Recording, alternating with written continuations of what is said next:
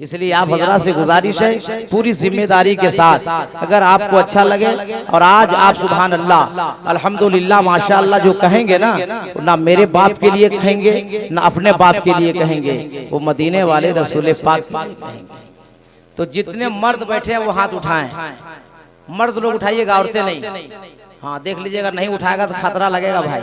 सब मर्द उठा लिए, दिल से बोलिए या रसूल अल्लाह, और तड़प के बोलिए या रसूल अल्लाह, और जी लगा कर बोलिए या रसूल अल्लाह। अल्लाह फरमाता है लिल्लाहि इज्जतु व लिरसूलिही व लिलमुमिनीन, इज्जत अल्लाह के लिए, इज्जत रसूलों के लिए, अल्लाह उसके रसूल की अता से इज्जत मोमिन मुसलमान के लिए। कोई ऐसा घर नहीं, कोई ऐसा गांव नहीं, कोई ऐसी कमेटी नहीं, कोई ऐसा अंजुमन नहीं जहां आदमी ना रहता हो, और जहां आदमी रहता हो अगर मुसलमान है, अगर साहिब ईमान है तो हर गांव में मस्जिद है, अगर मस्जिद है तो वहाँ इमाम है, अगर इमाम है तो वहाँ खाट है, अगर वहाँ खाट है तो आदमी मरता है तो कब्रिस्तान पहुँचाता है। ये मुसलमान सबूत बात है, इससे कोई इनकार नहीं कर सकता। मगर आप बाहर से आए होंगे तो बताइए, या केंदुआ के रहने वाले हैं तो बताइए, जब आपके गांव में किसी लड़के की शादी होती है तो आप लोग वहाँ मौजूद रहते हैं या नहीं? लड़कों की शादी आज तक केंदुआ में हुई नहीं हुई? सब कमा रहे हैं आप लोग।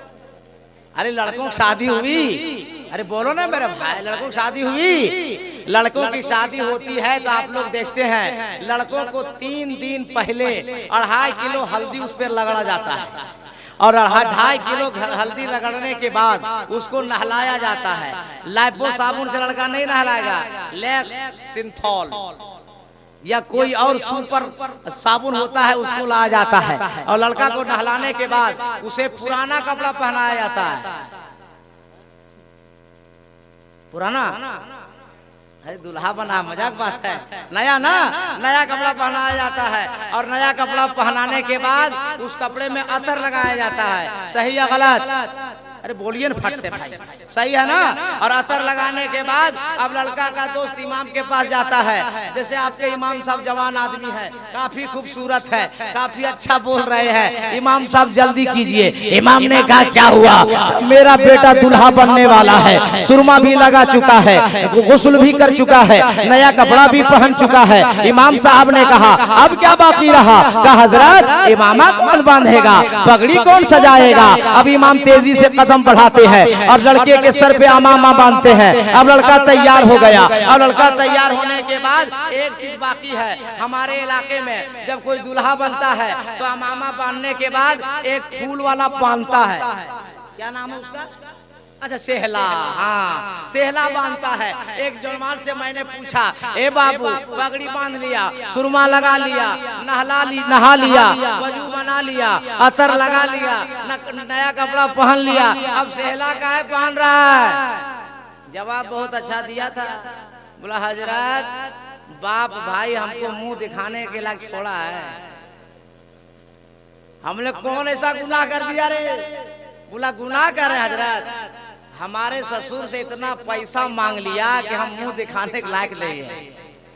इसलिए खुदा के वास्ते आप लोग भी लड़की के बाप से पैसा मत मांगिए, ताकि चेहरा खोल के रहिए मर्द के तरह। चेहरा कौन छुपाता है? औरतें छुपाती है ना, मर्द कभी चेहरा नहीं छुपाता है। अब मैंने कहा चलो बेटा तुम तो गलती नहीं किया ना, तेरा बाप किया, तेरा भाई किया। अब लड़का तैयार हो गया, और तैयार होने के बाद 10-15 गाड़ियां खड़ी हैं, मगर लड़का चलता नहीं, गाड़ी पर बैठता नहीं। मैंने पूछा बेटा तू तैयार है, दूल्हा बन गया है, तो गाड़ी पर बैठता क्यों नहीं है? क्या मजाक समझे हजरत? एक दिन का हम बादशाह हैं, पैदल नहीं चलेंगे। तो हम बोले कैसे जाएगा? बोला जीजा जी की गोद में सवार होके। ऐसा होता कि नहीं होता? अरे हम जो देखे वही बोल रहे हैं। लड़का जब तैयार होता जीजा जी की गोद में चढ़ता है। आज के बाद आप लोग जीजा भी ठीक खोजिएगा, अगर जॉन्डिस कलर का रहेगा तो वही बेटा बैठ जाएगा, तगड़ा थोड़ा जीजा रहना चाहिए। अब दुल्हा बाबू को जीजा जी गोद पर उठाए और धीरे धीरे खरामा खरामा चले। अब 12-15 गाड़ियों में एक गाड़ी सजी हुई गाड़ी है फूलों से, उस फूल की सजी हुई गाड़ी से दुल्हा को बैठा दिया। जैसे दुल्हा बैठा, दुल्हा का दोस्त दौड़ कर आया और ड्राइवर से कहा, ड्राइवर साहब जरा धीरे धीरे जाइएगा, हौले हौले जाइएगा, जर्किन बचा के जाइएगा, बहुत एक्सीडेंट हो रहा है। मेरा दोस्त पहली बार दुल्हा बना है, दुल्हन को लाने जा रहा है, दुल्हन से मिलने जा रहा है, इसलिए ठीक से ले जाइएगा। ड्राइवर का दिमाग खराब हुआ। 35 साल से ड्राइवरी कर रहे हैं, मजाक समझाए क्या? कुछ रहेगा तेरे दोस्त को, चुपचाप यहाँ से चला जा। बहुत अच्छी गाड़ी में चलाता हूँ। अब मैं समझाने के लिए इन बातों को आपको कहा, अब समझ गए तो मेरा मैसेज अपने दिल में उतारिए। आज से ठीक 40 दिन पहले जनाब नियाज़ अली खान के वालिद का इंतकाल हुआ होगा। आपने उसे भी नहलाया होगा, नया कपड़ा पहनाया होगा, आंखों में सुरमा लगाया होगा, कपड़े में अत्तर लगाया होगा, उसे भी वजू बनवाया होगा और वजू बनाने के बाद दूल्हे की तरह सजी धजी गाड़ी में नहीं बैठाया होगा, बल्कि मोहब्बतों के साथ कांधे में बैठाया, कांधों पे उठाया होगा। धीरे धीरे जा रहे हैं, एक दूसरे को कह रहे हैं दुनिया की बात ना करो, जनाजा जा रहा है, दुनिया की बात ना करो, जनाजा जा रहा है। मैं पलट कर सवाल करूंगा, ये एहतियात क्यों, ये एहतियात क्यों, ये मुसर्रत क्यों, ये खुशी क्यों? दुल्हा को तैयार किया, दुल्हा को गुस्ल दिया, दुल्हन से मिलने जा रहा है, नया कपड़ा पहनाया, दुल्हन से मिलने जा रहा है, आंखों में सुरमा लगाया, दुल्हन से मिलने जा रहा है, सजी गाड़ी पर बैठाया, दुल्हन से मिलने जा रहा है, अमामा बांध दिया, दुल्हन से मिलने जा रहा है। लेकिन 40 दिन पहले नियाज़ खान के वालिद जुमराती खान मरहूम का इंतकाल हुआ होगा। आपने उसे भी नहलाया है, नया कपड़ा पहनाया है, आंखों में सुरमा लगाया था, वजू बनवाया था, एहतियात से ले गया था। आखिर वजह क्या? अरे दुल्हा को सवारा था, वो दुल्हन से मिलने जा रहा था। जुमराती खान मरहूम को क्यों सवारा? तो पढ़ी लिखी दुनिया जवाब देगी। अहमद कादरी, अरे दुल्हा को इसलिए दुल्हा बनाया जाता है ताकि वो दुल्हन को लाने जाए, दुल्हन से मिलने जा रहा है। एक मोमिन को इसलिए सवारा जाता है, इसलिए नहलाया जाता है, इसलिए आंखों में सुरमा बसाया जाता है कि वो दुल्हन से मिलने नहीं जा रहा है। अरे दुल्हा दुल्हन से मिलेगा, मगर एक मोमिन की जनाजे की नमाज होगी, कब्र में उतार दिया जाएगा, मिट्टियां डाल दी जाएगी, सारे मोमिन वापस घर को जाएंगे, फरिश्ते कब्र में आएंगे और जब सवाल करेंगे तो मुर्दे उठकर अपनी कब्र में बैठेंगे और सवाल का जवाब देने के लिए अपनी आंख की पुतली खोलेंगे तो अपनी कब्र में किसी दुनियादार को नहीं देखेंगे, मदीने के ताजदार को देखेंगे। नारे तकबीर, नारे रिसालत, मसलके आला हज़रत, अज़मते वालिदैन कॉन्फ्रेंस, नारे तकबीर, नारे रिसालत। बाजा बहुत अच्छा बज रहा है। आप ही कहें भैया बाजा आपका नहीं है? इसका मास्टर कहाँ है? चला गया घर? आप ही है ना? बाजा बहुत अच्छा है, थोड़ा बेस खोलिए और मशीन से आवाज दीजिए। अल्लाह ना करे मशीन खराब होगी तो 10,000 कीमत है, यूनिट उड़ेगा तो 500 कीमत है या 1500 होगा, मगर हमारा फेफड़ा खराब होगा तो करोड़ों की कीमत है। हमारी किडनी उड़ेगी तो करोड़ों की कीमत है। अरे भाई आपकी मशीन उड़ेगी, दूसरी मशीन देंगे। आवाज तो खोलिए, देखने में अब जवान ठीके लग रहे, खोलिए। और एक बार आप लोग तड़प कर बोलिए। अरे तड़पना केंदुआ में इसी को कहता है, तड़प के बोलिए, अरे लहक के बोलिए, अरे मस्ती में बोलिए। उलमा किराम बैठे, कोई खतरा नहीं, अपनी बस्ती में बोलिए। ठीक लगा आप लोग? एक शेर हम सुना दें? अरे बोलो, सुना दें। कब्र में कैसे मैं कह दूं कि अंधेरा होगा। इस तरह हम शेर नहीं पढ़ते हैं, हमको मुजाहिद रजा मुजाहिद समझा आपने। हाँ, या करम नवाज समझा है, या वाहिद कमर समझा है, या असगर गयावी समझा है। हमारी तरह पूरे हिंदुस्तान में कोई नहीं पढ़ता। हाँ, कोई नहीं पढ़ता, चैलेंज है मेरा। अब मेरी तरह जब से लोग पढ़ने लगेंगे तो प्रोग्राम भी कैंसिल हो जाएगा। तो शेर पढ़े भाई, सुनिएगा दिल से। कब्र में कैसे मैं कह दूं कि अंधेरा होगा।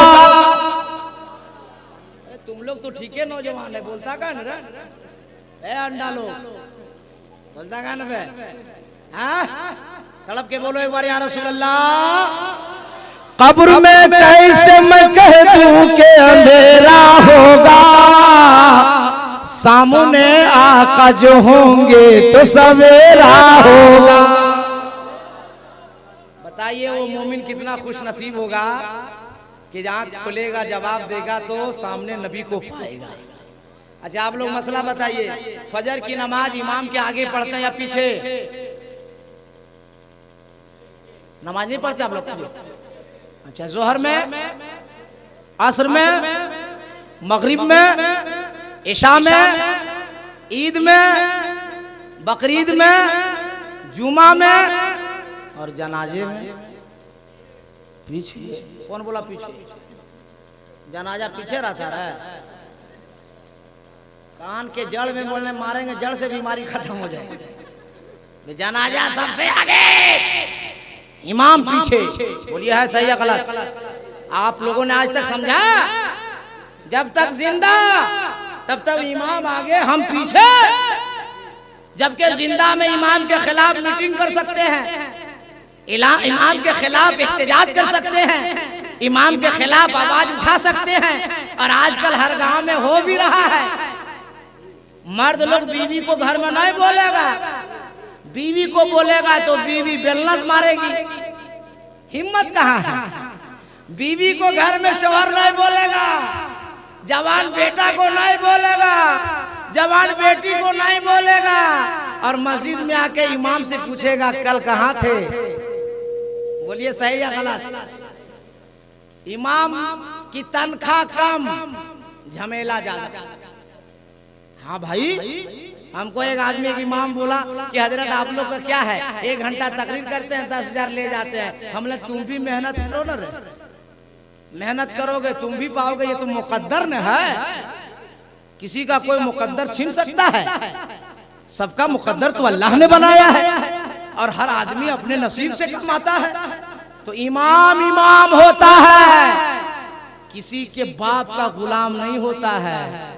और इमाम की तनख्वाह बढ़ाइए, अपनी नमाज बचाइए। समझ रहे हैं ना? तनख्वाह कम रहेगी, इमाम के पीछे नमाज पढ़ने जाइएगा।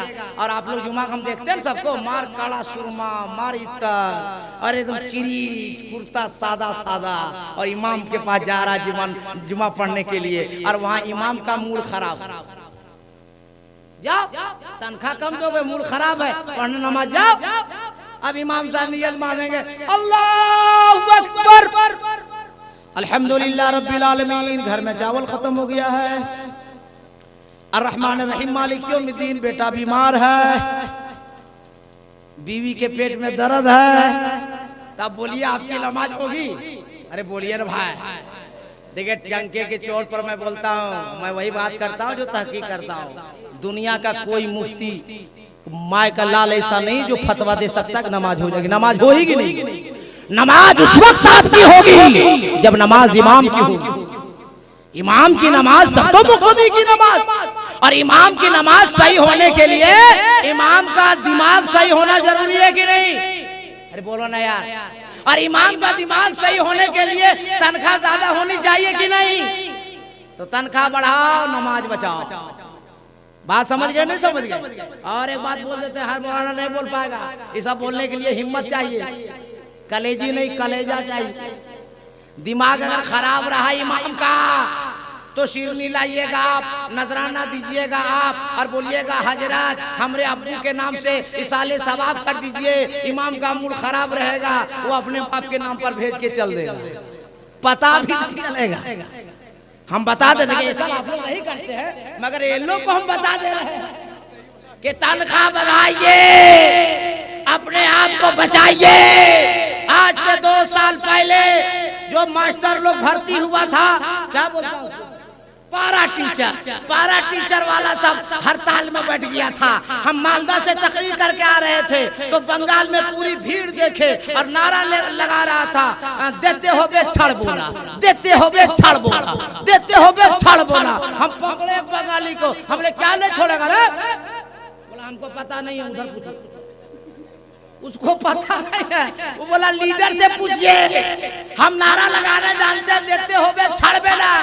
अरे एक पारा टीचर गवर्नमेंट से, झारखंड सरकार से, हेमंत सोरेन सरकार से ये मुतालबा मास्टर कर सकता है कि जब तक हमारी तनख्वाह नहीं बढ़ेगी हम बच्चों को नहीं पढ़ाएंगे। खैसूर मुसलमानों, मैं तुमसे सवाल करना चाहता हूँ, ये इमाम किस पर धरना पर बैठेगा, कहाँ जाके हड़ताल करेगा कि कुरान पढ़ना हम बंद कर दे, रकाते कम कर दे, रकाते ज्यादा कर दे? अरे अल्लाह का एहसान है कि इस कम तनख्वाह में भी हमारे आलिम दीन अजान भी दे रहे हैं, नमाज भी पढ़ा रहे हैं, बच्चा पैदा हो रहा है तो घर में भी अजान दे रहा है, सवा महीने में मिलाद की महफिल है तो वो मिलाद भी कर रहा है, और जब हम मर जाते हैं 40वें की महफिल है तो मिलाद भी कर रहा है, और आपके खानदान के लिए दुआ करके जन्नत की दुआ भी। ये इतनी कम तनख्वाह में कौन करेगा? वो करेगा तो तनख्वाह आप लोग बढ़ाइएगा कि नहीं बढ़ाइएगा? अरे बोलो ना यार, नहीं बढ़ाइएगा सब इमाम को हम बहका देंगे, हम बता दे रहे हैं, सबको बहका देंगे। अच्छा काम आप नहीं कीजिएगा तो हम ठिका लिए हैं, माने आपका बाल बच्चा है। नहीं हम जवाब दे रहे हैं, उधार नहीं रखते हैं, 100 सवाल का जवाब दे सकते हैं कमर बाबू। हम कोनो लिखा पढ़ा मौलवी है, पढ़ा लिखा मौलवी। जब आपका बेटा, आपकी बेटी, आपका घर 20,000 में नहीं चलता है तो 3500 में कैसे चलेगा? है किसी के पास जवाब? अब बैठ के होटलों में चाय पी के कहता है मौलवी तनख्वाह बरकत है। बोलिए मैं गलत बोल रहा हूं तो? 12 साल में इमामत किया, 13 साल तकरीबन 60,000 तनख्वाह थी एक मुक्तदी की मेरी। अब मुक्तदी ने कहा हमारी तनख्वाह 1100। कहा कि हजरत 1100 में आप नई गाड़ी में घूमते हैं, सुरमा भी कभी नहीं हटता है, चश्मा भी मॉडल का लगाते हैं, तो हम बोले तुम्हारे बाप का क्या जाता है? माने क्या मस्जिद में नमाज पढ़ाते हैं और रात में हम डकैती करते हैं? कहा बोला नहीं आप लोग पैसे में बरकत है। हमने बिल्कुल सही है, ऐसा करो अपनी तनख्वाह 60,000 हमको दे दो और 1100 बरकत वाली ले जाओ। बुखार मलेरिया पकड़ लेगा 3 हफ्ता में बेटा मर जाएगा। इसलिए खुदा के वास्ते अपने आप को पहचानिए, अपने आप को ढूंढिए हम क्या है। अल्लाह फरमा रहा है लिल्लाहिल इज्जतु वली रसूलिही वलिल मोमिनीन, इज्जत अल्लाह के लिए, इज्जत रसूलों के लिए, अल्लाह उसके रसूल की अता से इज्जत मोमिन मुसलमानों। कब्रिस्तान में चप्पल पहन के चलना जायज है? जूता, मकान बनाना, ऐसे आप लोग 605 में कहा पड़े, लगता को मकान बनाया आज तक कब्रिस्तान में? तो फट से बोलते का है? मकान बनाना, दुकान बनाना, मस्जिद बनाना, मदरसा खोलना नहीं ना। अब मेरे सवाल का जवाब दो सुन्नियों नौजवानों कि जब आज के आम कब्रिस्तान में मकान नहीं बन सकता, दुकान नहीं खुल सकती, मदरसे नहीं खुल सकते, मस्जिदें नहीं बन सकती, चप्पल पहन के नहीं चल सकते, जूते पहन के नहीं चल सकते, अरे अल्लाह ने आम मोमिन मुसलमान को जब दुनिया में इतनी इज्जत दिया है तो मैदान महशर में कितनी इज्जत देगा?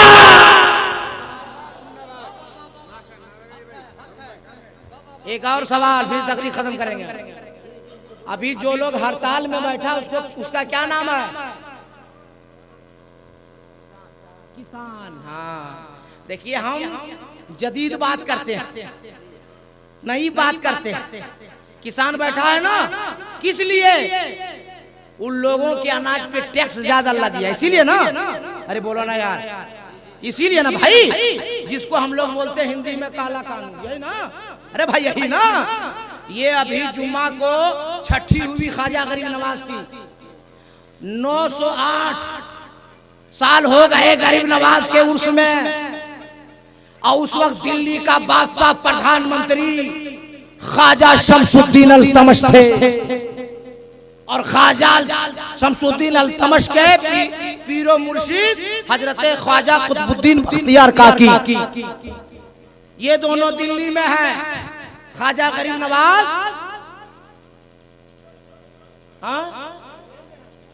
बोलो न मेरे जल्दी भाई, कहाँ है? अजमेर में। एक किसान चला गया ख्वाजा गरीब नवाज की बारगाह में। ख्वाजा ने कहा क्यों आया? कहा हुजूर बादशाह सलामत ख्वाजा शमसुद्दीन अल्तमश लगान बढ़ा दिए हैं, टैक्स बढ़ा दिए हैं, दरखास्त लेकर आया हूं, आप सिफारिश फरमा दीजिएगा तो लगान कम हो जाएगा। अरे बोलो यार, लगान कम हो जाएगा। ख्वाजा गरीब नवाज चाहते तो लिख देते कि जाओ शमसुद्दीन अल्तमश को दे देना, जाओ ख्वाजा कुतुबुद्दीन को दे देना, लगान कम होता कि नहीं होता? अरे बोलो ना यार। जैसे अभी का कोई मंत्री लिख कर दे दे प्रधानमंत्री को तो वो सिफारिश होगी कि नहीं होगी? फिर प्रधानमंत्री है ख्वाजा अल्तमश, उनके मुरीद है ख्वाजा कुतुबुद्दीन, और इन दोनों के गार्जियन और पीर ख्वाजा साहब। लेकिन किसान को लिया, कहा चलो दिल्ली। ट्रेन नहीं थी, प्लेन नहीं, सवारी नहीं, मोटरसाइकिल छोड़ो साइकिल नहीं, पैदल। और मुझे मालूम है कि दिल्ली से अजमेर तक तकरीबन 400 किलोमीटर दूर है ना भाई? पैदल आए, और जब ख्वाजा शमसुद्दीन अल्तमश की बारगाह में आए कोहराम मच गया। अरे हुजूर कैसे आ गए? तो ख्वाजा गरीब नवाज ने फरमाया, ख्वाजा शमसुद्दीन अल्तमश तुम मजदूरों पर किसानों पर लगान लगा दिए, इसे बार है, ये मजबूर है, लगान कम कर दो, टैक्स कम कर दो। तो ख्वाजा शमसुद्दीन अल्तमश ने फरमाया था, ए मेरे ख्वाजा हिंद के राजा अताए रसूल ख्वाजा मोइनुद्दीन चिश्ती अजमेरी संजरी रहमतुल्लाह ताला अलैह, आप क्यों आए? रुक्का भेज देते, लिख देते, खबर भेजवा देते, लगान कम कर देते। तो ख्वाजा साहब ने जवाब दिया था, हमें मालूम है ए शमसुद्दीन, हम तुम्हें कहते तो लगान कम हो जाता, ख्वाजा कुतुबुद्दीन को कहते तो लगान कम हो जाता, मगर किसान के साथ पैदल आते आते मेरा दिल खुश हुआ, और इसलिए आए कि जब तक हिंदुस्तान की तारीख लिखी जाएगी, जब तक हिंदुस्तान का इतिहास लिखा जाएगा, तब तक ये लिखते रहेंगे कि जब हुकूमत थी ख्वाजा शमसुद्दीन अल्तमश की, और जब उनके पीर दादा पीर थे ख्वाजा मोइनुद्दीन चिश्ती, और एक किसान ने सिफारिश किया था तो ख्वाजा मोइनुद्दीन ने नहीं लिखा था, नहीं खबर भेजवाई थी, बल्कि खुद आए थे। तो ख्वाजा शमसुद्दीन ने पूछा, ए हुजूर आप कहते काम होता, आप क्यों आए? जवाब दिया था ख्वाजा साहब ने, इसलिए आए कि लगान भी कम हो जाए, और इस अमल से मेरा आका भी खुश हो जाए, और मुस्तफा खुश हो जाएंगे तो खुदा खुदा खुदा। नारे तकबीर, नारे रिसालत, मसलके आला हजरत अज़मते वालिदैन कॉन्फ्रेंस जनाब अलाउद्दीन चतुर्वेदी साहब किबला। बातें बहुत है, हम लोगों की आदत है रात भर जगना, रात में तकरीर करना, मगर आप लोग सब फंस गए हैं। कहिएगा कि नयाज खान साहब एक दर्जन मौलवी बुला लिया, हम लोग को फंसा दिया। इसलिए फंसिए मत, जब तक दिल दिमाग तरो ताजा है मान लीजिए और उसको संभालिए। नयाज भाई मेरे सामने बैठ गए हैं, इसलिए दो बात तीन बात उनसे हम करेंगे। उसके बाद देखिए शायर इनकलाब, शायर हिंदुस्तान असगर कयावी साहब, देख रहे हैं इनको, इतना अच्छा कलाम पढ़ते हैं, इतना अच्छा पढ़ते हैं जिसका कोई जवाब नहीं। अभी अभी माइक से हम हटेंगे और हजरत फौरन आके सटेंगे और आपको पूरा गर्म करेंगे। तीन बात सिर्फ नयाज खान साहब से मैं करूंगा, और मैं अपनी जगह ले लूंगा। वो 3 बात ये है। ए नियाज खान साहब, आप कान खोलकर सुन लीजिए। जब तक आपका बाप जिंदा था, भूख लगती थी, अब खाना देते थे। बाप जिंदा था, कपड़े की जरूरत पड़ती थी, अब नया कपड़ा देते थे। बाप जिंदा था, ठंड का मौसम आता था, अब कंबल रजाई देते थे। बाप की तबीयत खराब होती थी, अब दवा लाकर देते थे। अब बाप आपका इंतकाल हो गया है, अब हिंदुस्तान छोड़कर कब्रिस्तान चला गया है। अब उसे कपड़े की जरूरत नहीं है, अब उसे दवा की जरूरत नहीं है, अब उसे खाने की जरूरत नहीं है, अब उसे कंबल की जरूरत नहीं है, अब उसे रजाई की जरूरत नहीं है। मगर ऐ नियाज साहब, जहाँ कल आपके बाप को जरूरत थी, वही आज भी जरूरत है। कल बाप जिंदा था तो दवाई आपने दिया, बाप जिंदा था कपड़ा आपने दिया, बाप जिंदा था खाना आपने दिया, बाप जिंदा था रजाई आपने दी, बाप जिंदा था कंबल आपने दिया। लेकिन आज इंतकाल होके चले गए तो घबराने की कोई बात नहीं है। जब तक आप जिंदा रहेंगे, कुरान खानी कराते रहिए, बाप के नाम से सवाब भेजते रहिए, मिलाद कराते रहिए, बाप के नाम से सवाब भेजते रहिए, प्रोग्राम जलसे का कराते रहिए, बाप के नाम से सवाब भेजते रहिए, मस्जिद में पैसा देते रहिए, बाप के नाम से सवाब भेजते रहिए, मदरसे में पैसा देते रहिए, बाप के नाम से सवाब भेजते रहिए। उससे ये फायदा होगा, आपको भी सवाब मिलेगा, आपके बाप को भी सवाब मिलेगा। और जो पंखे से मस्जिद में आप पंखा देंगे और उस पंखे से जितने नमाजी हवा खाएंगे, वो नमाजी को भी सवाब मिलेगा, आपको भी सवाब मिलेगा और आपके बाप को भी सवाब मिलेगा। इसी का नाम है इसाले सवाब।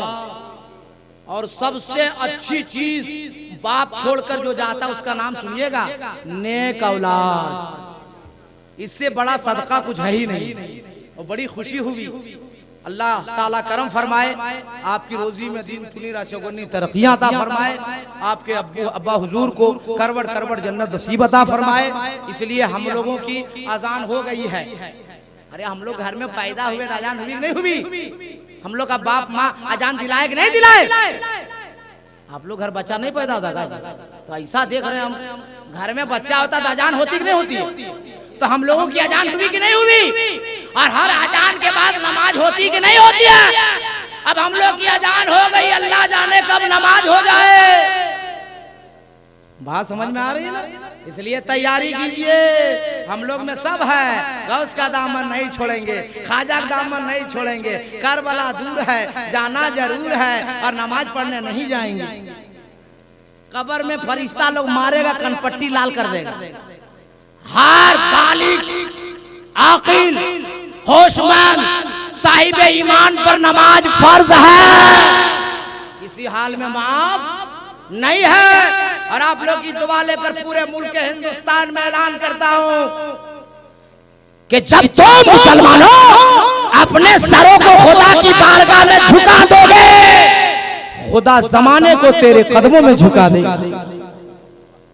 जिनके माँ बाप जिंदा है वो सुन लीजिए, दुनिया नाराज हो कभी माँ नाराज ना हो, कभी बाप नाराज ना, समझ रहे कि नहीं?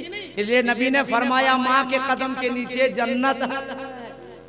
मगर जब तक लड़कों की शादी नहीं होती है, केंदुआ से जाता है जमुआ और चौक से लाता है 2 रसगुल्ला, 2 आलू चाप और 2 समोसा, अम्मी के हाथ में दे देता है। अम्मी खाती है, पानी पीती है, पोता लोग को खिलाती है और दुआ करती है, अल्लाह मेरे बेटे को तरक्की अता फरमा। पूरा केंदुआ वाला देखते रहता है और उसका बेटा बढ़ता रहता है। ये सही है गलत? और जैसे शादी हो गई, अब रसगुल्ला 2 आया, आलू चाप 2 आया, समोसा 2 आया, माँ को नहीं दिया, अंडरग्राउंड माल अंडरग्राउंड जा रहा है, होम मिनिस्टर नहीं समझे? अरे मैडम, अब मैडम तो खुश, माँ नाराज। अरे नौजवानों, अरे कॉमन सेंस नहीं, दिमाग लगाओ ना। शादी से पहले 2-2 लाता था, अब 4-4 कर दो। 4 रसगुल्ला, 4 आलू चाप, 4 समोसा, 2-2 माँ के हाथ में और 2-2 अंडरग्राउंड माल जाएगा तो मैडम खुश, और माँ के हाथ में जाएगा तो माँ खुश, और मैडम खुश हो जाएगी तो घर जन्नत, और माँ खुश हो जाएगी तो तुम जन्नत के हकदार। बात समझे कि नहीं समझे? मैडम खुश तो घर जन्नत और माँ खुश तो जन्नत के हकदार। बिहार के जलसे में हम तकरीर कर रहे थे, लड़का उठ के बोला हजरत खाली माँ के बारे में बोलिएगा, बाप के बारे में कुछ बोलिएगा। हम बोले बोलेंगे रे, बोला बोलिए। तो हम मैंने कहा नबी ने फरमाया माँ के कदम के नीचे जन्नत है। चाचा आप बैठते का नहीं है, बढ़िया आपके पास कम टाइम है, आखिरी टाइम है, सुन लीजिए। मैंने कहा नबी ने फरमाया कदम के नीचे जन्नत और बाप जन्नत का दरवाजा। अरे बोलो ना यार तड़प के, सब लोग हाथ उठा के बोलो तो या रसूल अल्लाह। अल्लाह जिन लोगों ने इस तिहाई रात में तेरे नबी के नाम पे हाथ उठाया या रसूल अल्लाह कहा, उन सबों को मदीना शरीफ बुला ले। अच्छी दुआ दिए कि नहीं दिए? बात मानिएगा और अच्छी दुआ देंगे। अभी तो शुरू किए हैं, अभी तकरीर नहीं कर रहे हैं। सवा घंटा में हमारा खून गर्म होता है। हम देखने में पतला दुबला है, हमारा मुकाबला जिससे होता है उसे जा पूछिए तो समझ में आएगा आपको। बात समझ रहे हैं? तो मैंने कहा माँ के कदम के नीचे जन्नत और बाप जन्नत का दरवाजा। तकरीर खत्म होगी, फजर की नमाज मैंने पढ़ी, गाड़ी में बैठा, ड्राइवर का कहा चलो। थोड़ी दूर अभी गया था, गांव से बाहर निकल रहा था, एक नौजवान लड़का बूढ़ा को मार रहा था। ड्राइवर से मैंने कहा गाड़ी रोक, गाड़ी रोक दिया, नीचे उतरा। मैंने कहा जवान से भाई क्यों मार रहा है? बोला चुप से जाइए, दिमाग खराब मत कीजिए। मैं पूछा बोल मार क्यों रहा? बोला हमसे मत पूछिए, चतुर्वेदी साहब। हम ही चतुर्वेदी साहब हैं, पगड़ी खोलने के बाद हम पतला लगते हैं। बोल क्या मैटर है? कहा आपने तकरीर में नहीं कहा कि माँ के कदम के नीचे जन्नत और जन्नत का दरवाजा बाप है? कहाँ? बोला दरवाजा थोड़ा टेढ़ा हो गया, उसको मार के सीधा कर रहे हैं।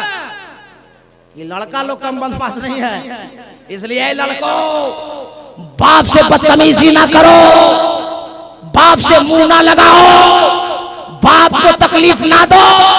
और जहां माँ बैठी हो, माँ जहां बैठी उसके ऊपर चढ़ के ना बैठो, माँ के मुंह से मुंह ना लगाओ।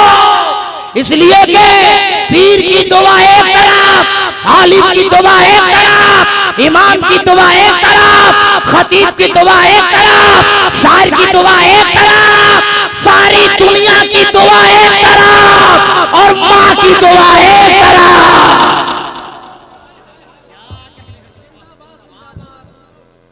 इसमें कोई ख्वाजा करीम नवाज का दीवाना बैठा हुआ है? खैरियत नियाज भाई, फिर आइएगा। अरे इसमें कोई ख्वाजा करीम नवाज का दीवाना बैठा हुआ है? कौन बैठा है? हाथ उठाइए। आप हैं? उठिए, खड़ा होइए, नारा लगाइए, नारा लगाइए, जवाब दो।